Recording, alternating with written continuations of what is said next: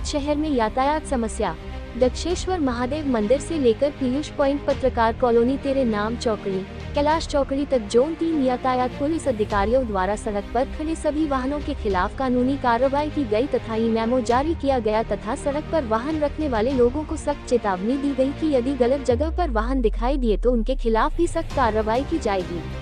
ताज़ा खबर देखने के लिए देखते रहे स्टार न्यूज नेटवर्क। जय हिंद, जय भारत।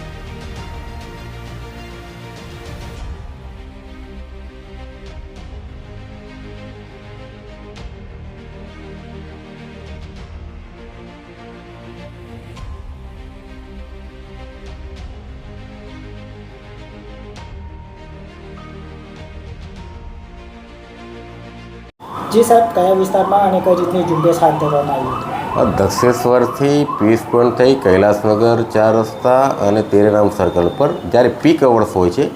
ત્યારે જ્યારે પણ કોઈ પણ વાહન જતું હોય છે એને ખૂબ જ સમય લાગે છે અને એનું મુખ્ય કારણ હોય છે કે રિક્ષાવાળા ગમે ત્યાં પાર્કિંગ કરી આખો સર્વિસ રોડ બ્લોક રાખતા હોય છે,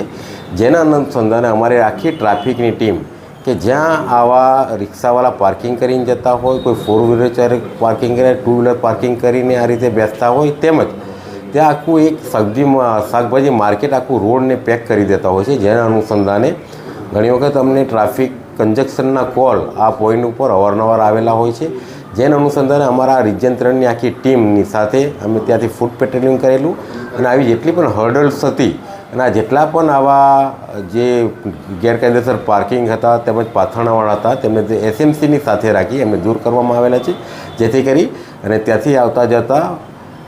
લોકો અને સરળતાથી ત્યાંથી ટ્રાફિકમાંથી પસાર થઈ શકે। કેટલા લોકોને દંડ ફટકારવામાં આવ્યો હતો અને કઈ રીતે કાર્યવાહી કરવામાં આવી? લગભગ અમે 350થી વધુ